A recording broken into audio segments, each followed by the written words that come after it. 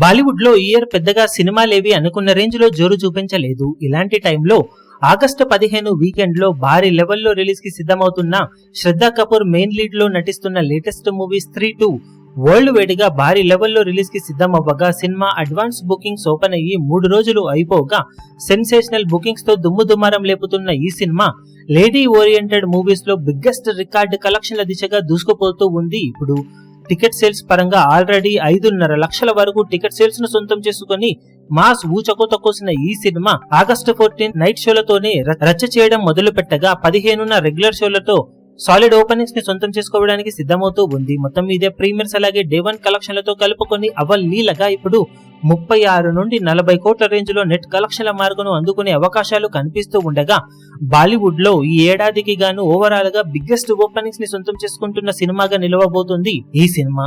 అలాగే lady oriented movies లో all time epic openings ని దక్కించుకోవడానికి సిద్ధమవుతుంది ఈ సినిమా.